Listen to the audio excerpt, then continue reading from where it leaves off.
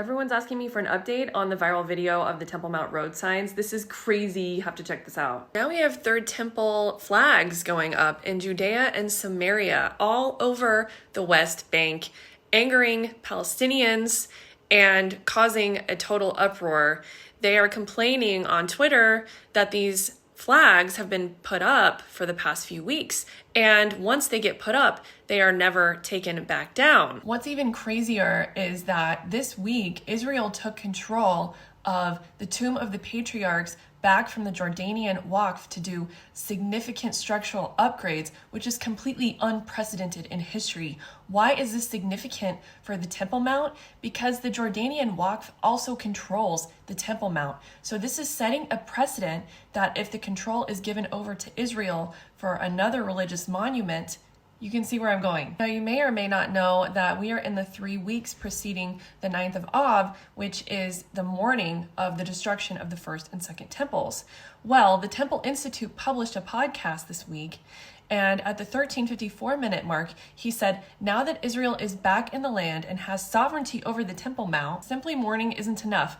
The mourning has to be transformed into focusing on rebuilding. Study, research, prepare things, preparing vessels, teaching, and educating is all crucial. The Temple Institute has been involved in this for 40 years, and the tremendous progress has been made, and this was not on the radar then.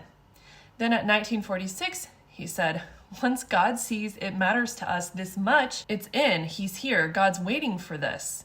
It's not up to Mashiach, it's not up to the Messiah to build the Holy Temple, it's up to us. And when the time comes, Israel is entitled to ask for help from the Gentiles, because this is what King Solomon did. And then at 22:12, he said, a lot of us want the same thing. We want peace. We want harmony. Peace and safety, anyone? We want brotherhood. We want everyone to be able to get along and share one God who created us. It's time to put the mourning aside. We need to use these 3 weeks instead of mourning to focus on the temple because it plays a part in our everyday lives. We have to get to work. We need to use these 3 weeks not to get started because we've already gotten started, but moving forward on the project in rebuilding the Holy Temple. And once the temple is rebuilt, these will no longer be 3 weeks of mourning, and the fast days will no longer be fast days. Zechariah says that 4, 5, and 7, and 10th will become days of feast and celebration. Also in this video, he interviewed a key source of information who has ties to the Temple Institute, who said at the 22-minute mark that they could have a temple ceremony ready within 3 hours, okay?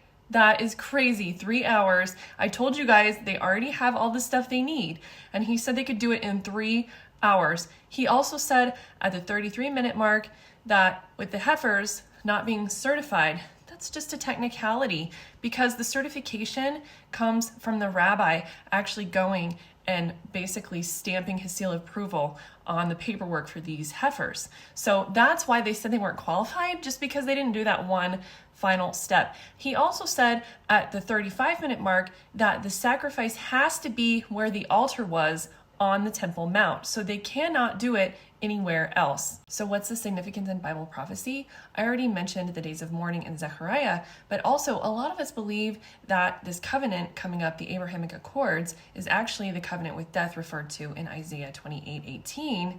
And we believe that the Temple Mount is going to be included in this covenant. So watch for that.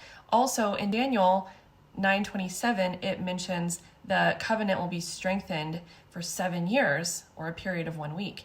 So this is all Bible prophecy unfolding in front of our faces.